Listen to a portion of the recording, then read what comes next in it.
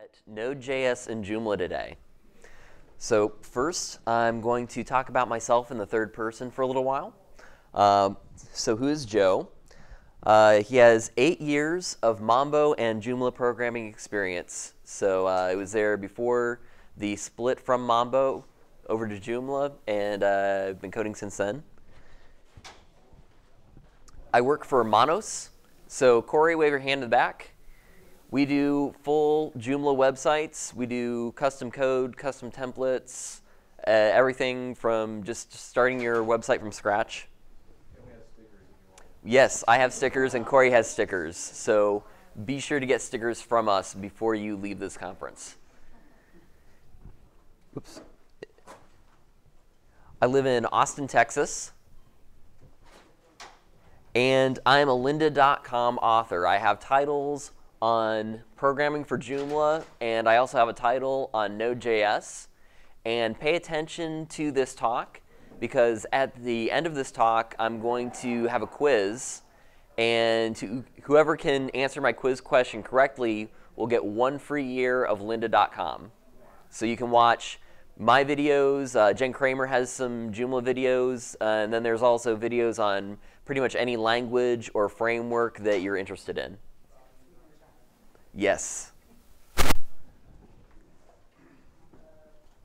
So this talk is going to be 100% extracurricular. I have no tips on a pathway to social media rock stardom. I do not have any SEO expertise or knowledge to share here. I don't have a monetization strategy. I don't have any extensions that you will install on your website and forget about that will have security holes that will just sit there. And I do not have any warranties that any of this stuff will work beyond today. This is all very new and experimental and fun, and so we're just going to roll with it and take a look at Node. So what is Node? So aside from people who have caught me in the hallways, does anyone want to give a one-liner explanation of what Node is before I go to the next slide? But you asked me, Chad. All right, I will go to the slide then.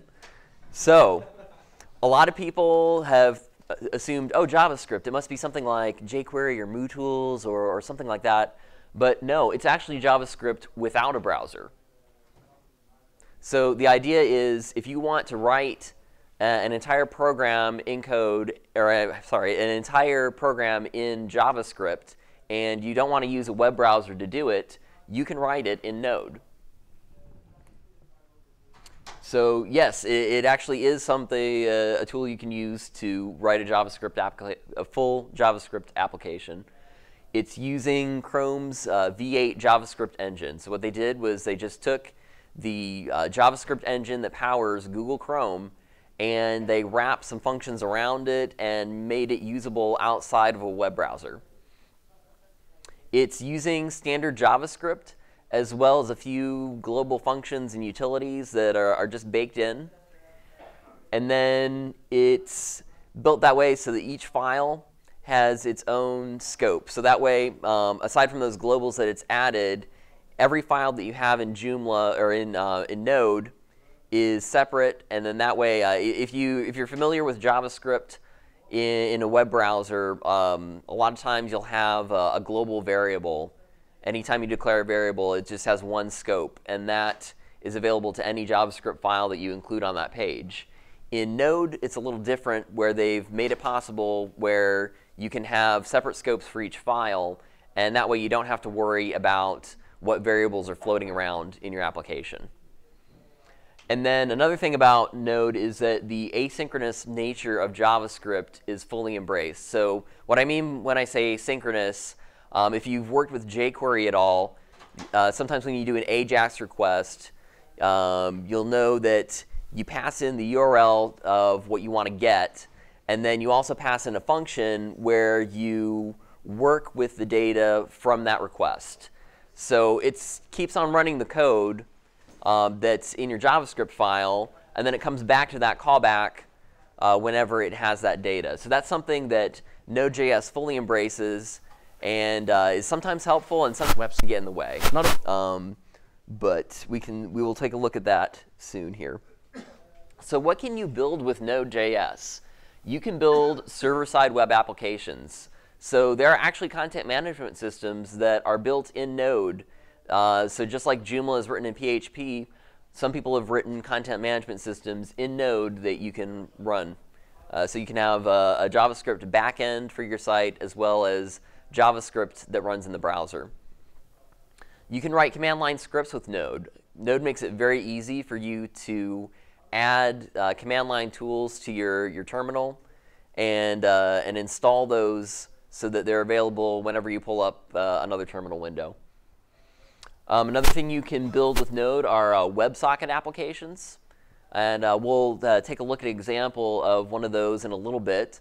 But essentially, HTTP is a protocol that's stateless. So typically, you can only make a request and get data back from the server manually, like one piece at a time. With a WebSocket, it allows you to keep a connection open to a server. And then that way, you can send data back and forth from the server and the browser without making another request. And that way you can have like live alerts and things of that nature. You can also make flying robots with RESTful APIs. If you go and look up the Node Copter, that was, I believe it was the JSConf EU that was held in Berlin recently. And they had these flying robots that they were controlling with a RESTful API through Node and telling the robot what to do from the command line. And it was, this video just got passed around everywhere. And then, if you could build a flying robot with a RESTful API, you can pretty much build anything you want in Node. So for a more familiar example, let's talk about Node servers and compare this to PHP. So unlike PHP, whenever you're writing a server in Node, it stays running. What happens with PHP, if you didn't realize, is every time you hit a page, and typically in Joomla, you're going through index.php. It's going to load index.php as well as every file that Joomla requires. It's going to load it up into memory, parse it, compile it, run it, and then it just throws all that away. And then when the next person comes, it goes through that entire cycle all over again to build that web page. So by contrast,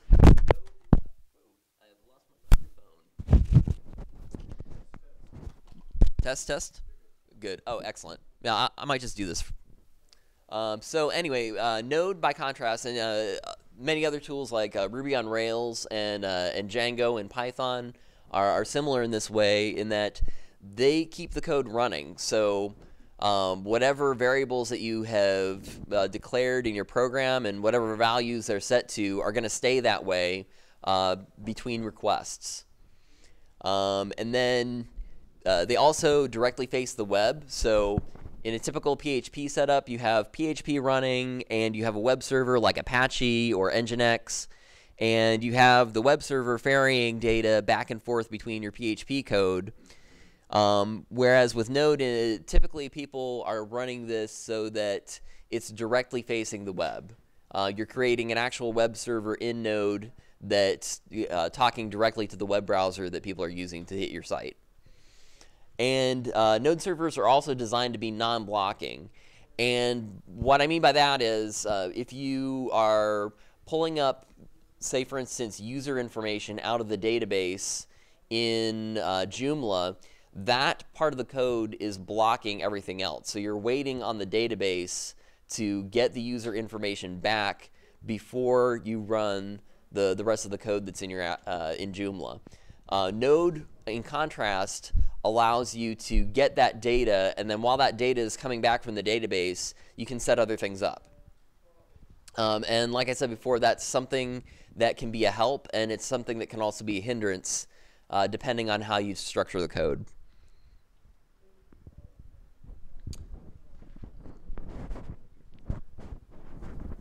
There we go.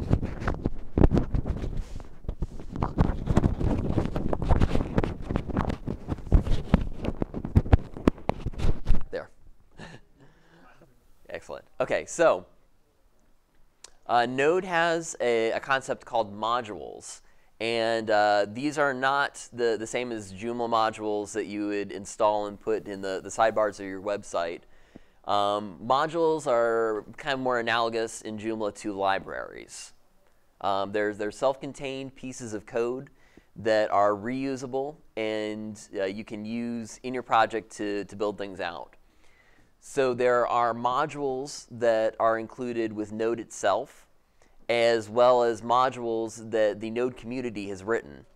And they try to keep the modules that are distributed with Node to be a very small, tight set that are very generally applicable to what people typically do with Node. So there are modules in there for creating web servers, as well as doing some cryptography and a few other things like that.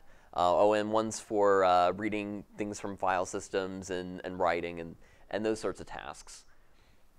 And then you can also manage your project dependencies with a tool named npm. And what npm allows you to do is it allows you to create a file that will list out every Node module from the community that you want. And then with a single command, you can tell npm to download all those modules, and then they become a part of your project. So then you can just require them the same way that you can do core modules. So let's take a look at this. I think I lost my focus here. Oh, yeah. OK, so let's take a look at an example of this quickly here. This is an example of the core HTTP module that ships with Node, and it's my taco server. So First, I'm using the require statement. That's one of the global functions that is specific to Node. And that require function is going to load up the HTTP module and put it into a variable that I can call into this object. And then I'm calling the create server method. And that method is always going to send back a 200 OK response with a taco. And then it is going to listen on port 8888 on my 127.0.0.1 localhost setup. And then after it's set up that server, and that server starts running, it's going to write a message to the terminal saying the server's ready. And that's just a little status message to let me know that everything's up and running and good. So let's take a look at this in action. I'm going to go to Node. And if I just typed in Node here and enter, it pulls up a runtime environment, a read, evaluate, print loop environment where I can just do whatever I want, like a equals 5, console log a. And it also returns undefined because of the actual function call itself. But in any event, node is the command that you use to start Node scripts. And I'm going to run this taco.js file. So it now gives me a message saying that the taco server is ready at 127.0.0.1 on port 8888. So I'm going to go to localhost, and I'm going to go to port 88888. And here's a taco. So this is a very simple example of how you could use Node.js to create a web server. Now, there are much better examples than that because that's pretty trivial and not quite so helpful. There is an event called Node Knockout that is held every year, and it was actually held last weekend. So there are some fresh examples of what you can do with Node already floating around out there. It's a 48-hour Node.js hackathon that happens all over the world, and they offer prizes for the best projects that get out there. Last year, someone did a torrent client that works in your browser, and that was just one. So there's some crazy, crazy stuff out there that people are doing with Node. And then since Node Knockout just occurred, the winners for the 2012 entries are going to be announced tomorrow. So if you want to see some award-winning Node.js work, check out nodeknockout.com tomorrow, and they'll be up there. So we know what Node is. What is Joomla? Seriously? This is day 3 of the Joomla World Conference. I'm not going to explain what Joomla is. I'm going to assume that everyone in the room knows what Joomla is and has worked with it. I want You want a taco? Yeah, maybe I could get you one with a GET request. So, on that note, though, Node sounds awesome, but what does it offer me if I'm a Joomla developer? I work at a company where I produce Joomla websites and I do Joomla programming, and what is Node going to offer me if I just write Joomla sites all day? One of the first things that you can do that isn't necessarily specific to Joomla is JavaScript linting. And I highly, highly recommend that you lint your JavaScript, because this is a way that you can catch errors before they ever occur in the browser.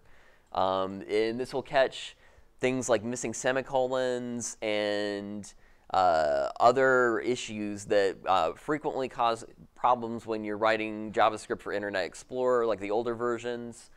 And it's something that's very useful. It can also be done when you save a JavaScript file in your text editor. I use TextMate, and there is a TextMate bundle out there that actually uses Node to run my JavaScript files through the linter, and it gives me a little status saying if there were any issues. And that's been extremely helpful. I've missed semicolons all the time, and all sorts of issues with my code, just parse errors. And that saved me an entire trip through the web browser before that ever became a problem. So to install that, you use that npm tool, and you use the install command. There's this -g flag for global, and you typically use that for the command line tools that are installed with Node. And I'm using one called JS Hint. And JS Hint is one of many of the linters that are available out there. And then once you've installed JS Hint, you just type JS Hint, a space, and then a path to the file that you want to run through the linter. So let's take a look at this in action. So I have my TextMate editor here, and in this dirty file first, I'm going to hit Command Save here, and it's popping up a little pop-up saying there are 5 issues with this script. So it actually ran that bundle. That bundle called up Node and ran JS Hint and found 5 issues with this code. You'll notice here these are I'm passing in 2 strings without concatenating them, and I'm missing a semicolon. And what it's doing on save is essentially this.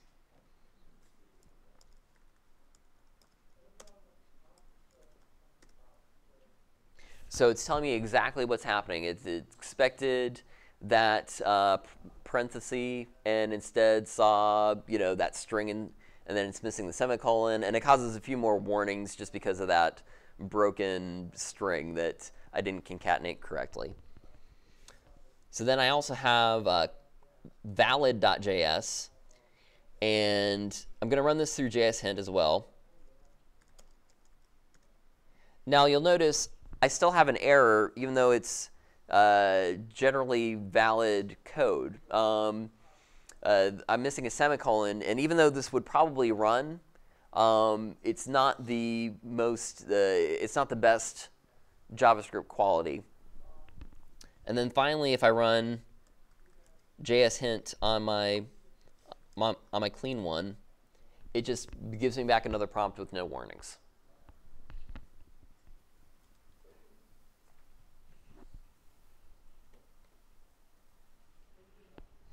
So another thing you can do, aside from linting your code, is template reloads. And this is where we get into a little bit more Joomla specific. So there is a Node module called Grunt. And you can use Grunt to automate your front-end process for the most part. And so it has plugins for all sorts of different things, like for if you're using less or Sass, or you want to modify your JavaScript once you deploy it. You can watch. What it does is it allows you to watch folders and files, and whenever there's a change on one of those folders or files, you can tell it what to do to build all those things together. And one of the interesting things with it is you can actually use it to automatically reload the browser save. So to show an example of that, there is this is an example of a Grunt file, and it's built. This is something I wrote specifically for Joomla, and I am watching changes on the protostar template that is included with Joomla 3. So I'm saying, look at this folder with all the less files. I'm going to have template.css that's relying on that less file. And then down here in the reload block is where things get interesting. So if I want to automatically reload my browser every time I make a change, there's got to be some code that I include that makes that happen. So what I'm actually doing here is I'm defining a port that I can, it just acts as a small tunnel that goes over top of the request to my web server to proxy all the requests to localhost. And then any request going over port 8181 is going to get this little JavaScript file appended to the end that's going to receive all those messages whenever a change occurs in the file.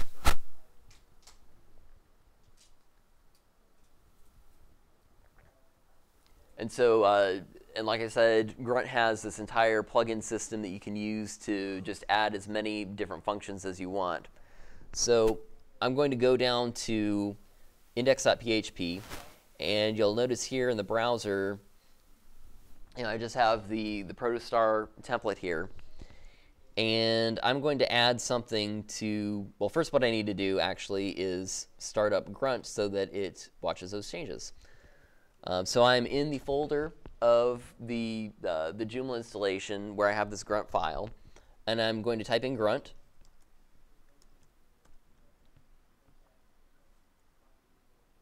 And then it says, it's showing me that that proxy is happening to port 8181, and it's also running the watch task. So I'm going to refresh this actually to make sure that I make that connection to the watcher. Okay, so yeah, okay, so now it shows that it got that connection from the browser over that proxy port to make sure that we have a connection between this Node script and that JavaScript in the front end. And now what I'm going to do is I'm going to add a little piece of code to this index.php file, and then this the browser is automatically going to reload the page when I make this change. So if I go here and type in tacos and hit save, once I'm going back to the top here, I didn't hit refresh or anything. The browser automatically did that. And it also works with less files. So if I go to less and I go to variables.less, let's say I change blue to, and blue dark, change a couple of these colors here, red. So all the blues will become red here.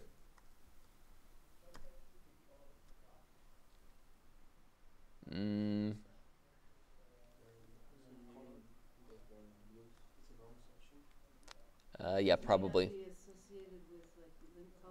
Oh, yeah. Let me do it in my template.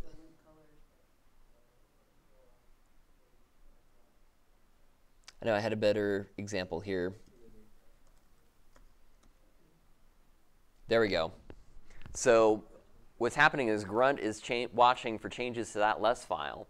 And whenever I make changes to that less file, Grunt is automatically going to not only reload the browser, but first compile all that less and make all those changes first and then refresh the browser. So that way I'm doing everything in one step and not even really thinking about it. And I can use that to develop my site as I go along. Is it refreshing the browser or are those live changes? It's refreshing the browser. So what's happening is when it goes over that port 8181, I'll pull up view source here. There's a. Is there not another tool to just do live changes, like something like live reload would do? Or? The advantage with this is that it's customizable. So if there's some other tool that you want to hook in the future that comes out that doesn't make it into one of those other tools, you can do it right away.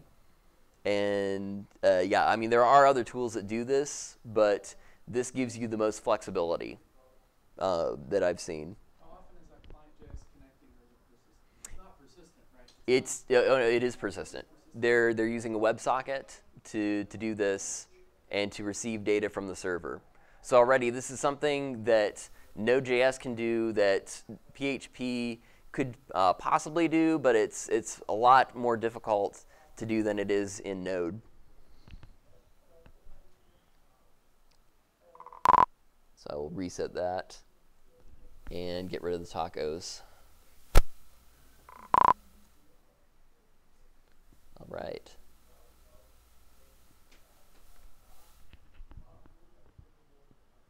So next, another thing that you can do, I actually created a Node module for Joomla.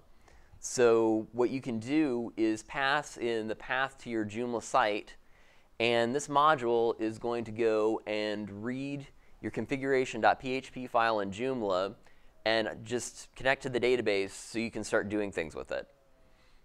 So in this case, I've also wrapped the DB query method there.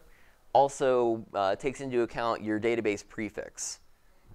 So that way, I could run select start from users against the Joomla database and then get back all that information and send it to the console. And of course, you could do anything you wanted to here. If you had maybe a bulk import, I've done that before where I've done a scrape off of another website and retrieved the data and put it into a structured format, and then just bulk loaded my Joomla installation with data through Node. Where do you define the prefix? It's in your configuration.php file. So this module is actually, yeah, when you specify the path to your Joomla site, it's actually reading that configuration.php file and getting your database prefix for you. You can also specify all that information manually if you don't pass in a string, if you pass in an object literal in JavaScript, using the same keys as variables as you'd use in the configuration.php file. You can manually specify all that stuff too. And it's all built into your Joomla module. Yeah, it's built into this Joomla module that you can require. Double underscore? Yes. So it's hash __ users. So for an example of that, let's first, I'm going to take a look at the package.json file. And this is a file that you can generate through NPM. And it allows you to give your project a name.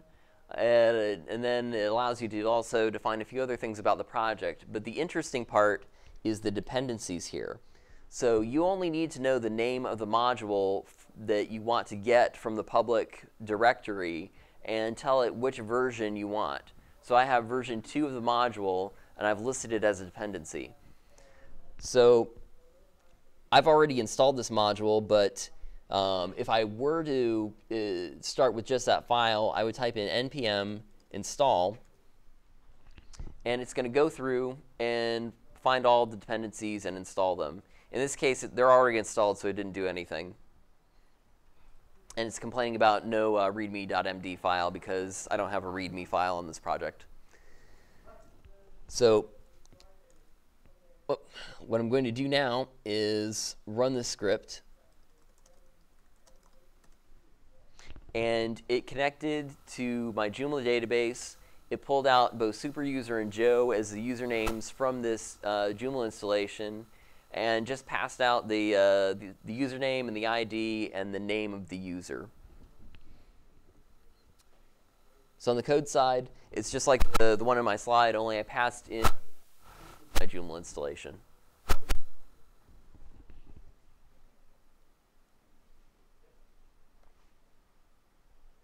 So this is where things get a little bit more interesting.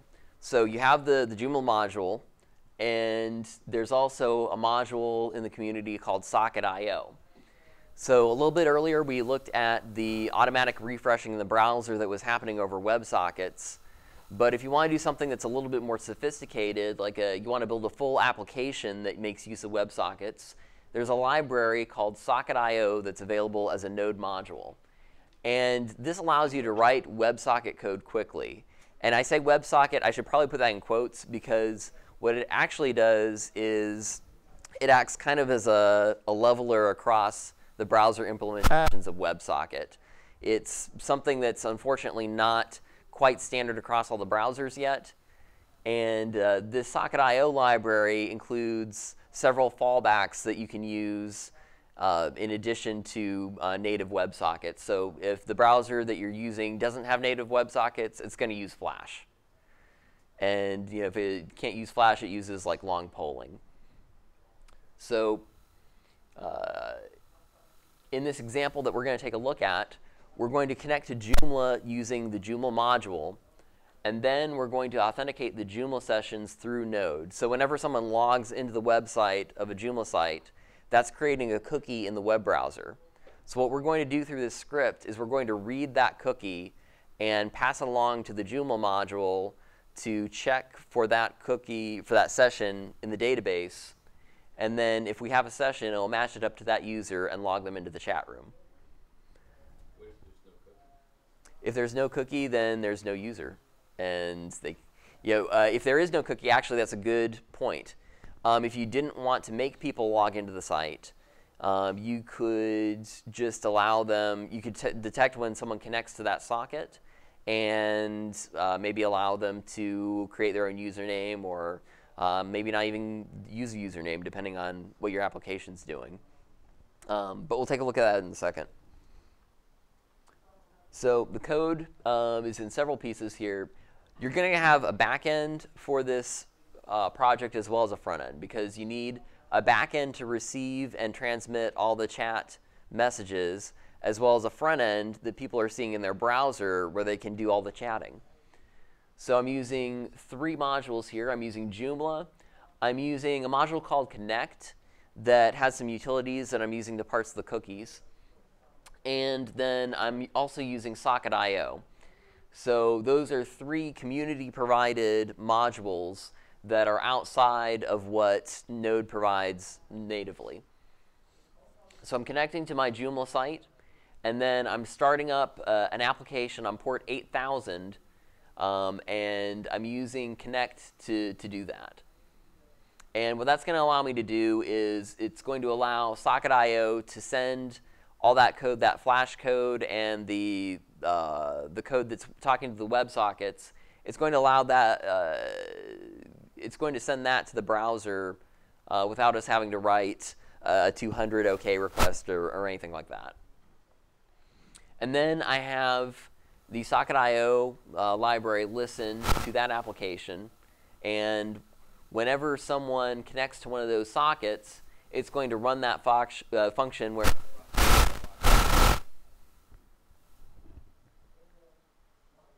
and so this is a bit more of a breakout of what happens in that function.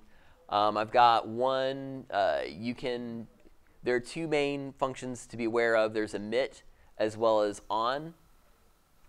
And on will receive messages from the browser, while emit will send messages back to the browser. So for instance, if someone has gone into the chat room and we've just determined that they don't have a valid session, we're going to emit an error message and tell them to please log into the chat. And then when the socket, the server here, receives a message that's a chat message, we have a function that's going to transmit that same message back out to all of the connected sockets. So that's one thing. You'll notice here there's also socket and sockets, plural. And that's a way that you can determine whether you can communicate with one socket individually. So if you just want to tell that user to please log into the chat instead of every user in the room, that's something you can do. And then if you want a message to go to everyone that's connected, regardless of whether they're logged in or not, you can use sockets to send that message to everyone. So the front end code, we're connecting again to that port 8000 that we're listening on and getting in the JavaScript code that's going to power the socket connections. And then we're writing a little bit of JavaScript here. We're calling io.connect. So we're saying this is where the WebSocket connection is going to come from on localhost at port 8000. And then we have a little jQuery here that is detecting whenever someone is typing into an input box and hitting enter. That's that key code 13 there. And it's just going to take the text from that input and send it to the socket, emitting that message back to the socket. So you'll notice that the front-end code here is very similar to the back-end code in that we have the emit function again that we're using to send the data back over to the other side. And then we also have the on function as well. So whenever we're receiving information from the socket into the browser, whenever we receive like an entrance or a disconnect or a chat or an error, like these are all message types that we're defining here, that I've defined in this project to let me know when someone is chatting versus when someone is actually disconnecting. So that way we can handle both of those instances differently. So let's take a look at how this works.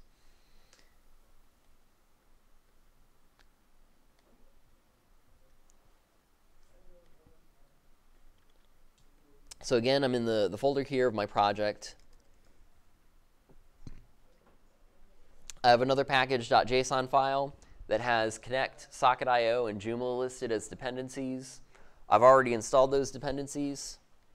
And now I have an index file that has all the code that we're going to use to authenticate the users, get their messages when they chat, and also send those messages back out to the browser.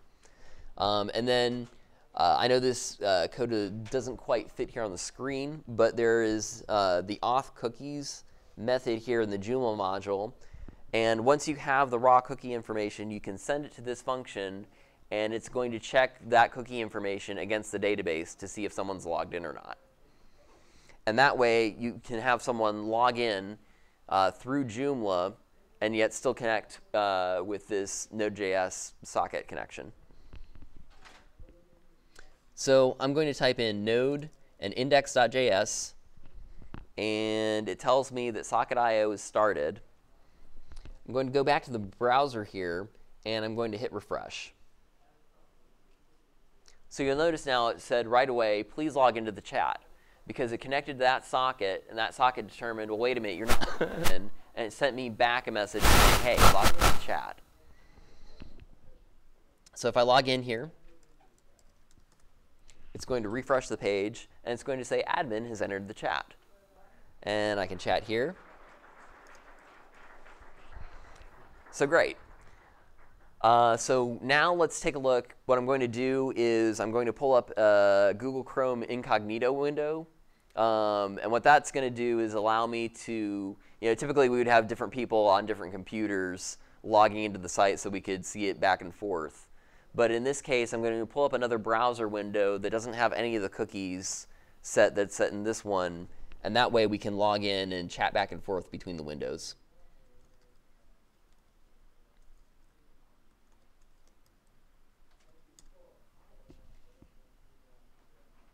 So now it says, please log into the chat again, because it's different from this window where I logged in as admin.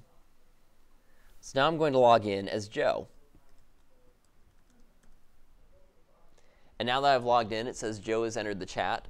And if I go back to the other window, it also announced to admin that Joe entered the chat.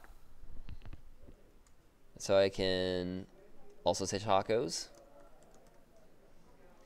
And it submitted that data back to the socket, and that socket broadcasted it back out to all the connected chatters. And then if I close out this window, it's going to show that it tells admin that Joe's disconnected.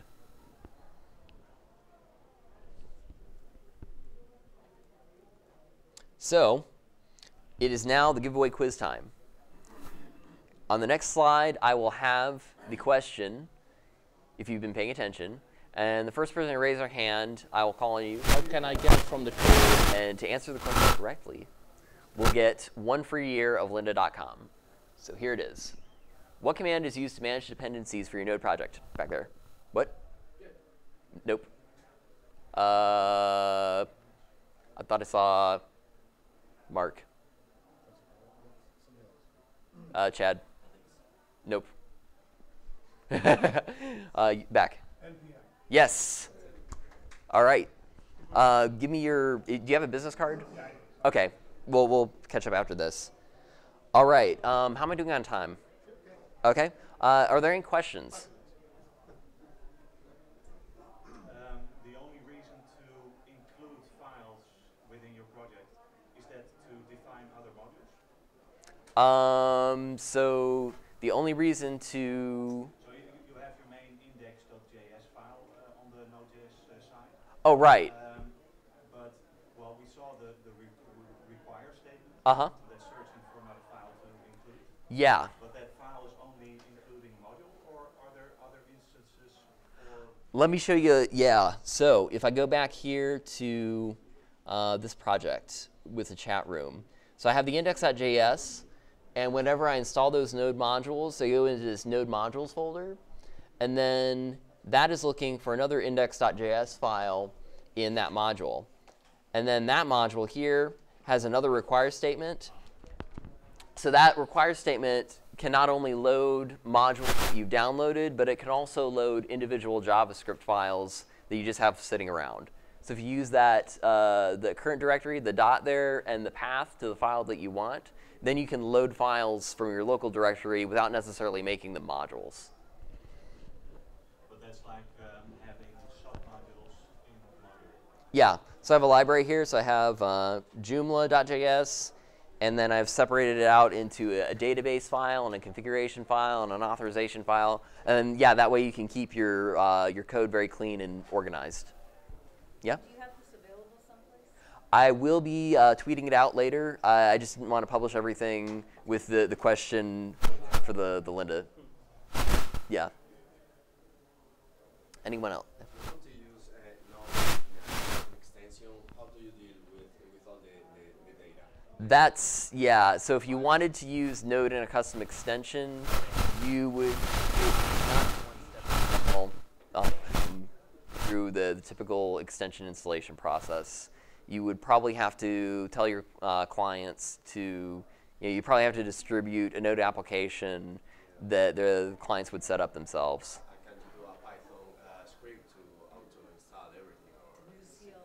Yeah, you could. I mean, I guess you could potentially install it all in one step, but they would still need to install Node on the server where their code was running. Yeah. Well, looking at the amount of work you've done already, we could say that actually your Joomla module for Node.js is probably the module to use. Yeah. What would you say about the current state? Is it like already 90% complete because there's nothing else to do than make database queries? Yeah, so like I said at the beginning of this talk, this is all change tomorrow, that sort of thing. But yeah, like I have everything in there that for the most part that I was hoping for. And it's pretty much just connecting to the database and authenticating the sessions. If people want to contribute pieces that do more, like maybe connect to certain components or whatever, I'm totally open. But yep, it's on GitHub. And that's another thing. Most of the Node modules you'll find also, like one of the required fields when you publish it is like, what's the Git URL, basically. So, and there's also hooks in there for unit testing so that you can test with like one command and yeah. Anyone else? Thank you. All right.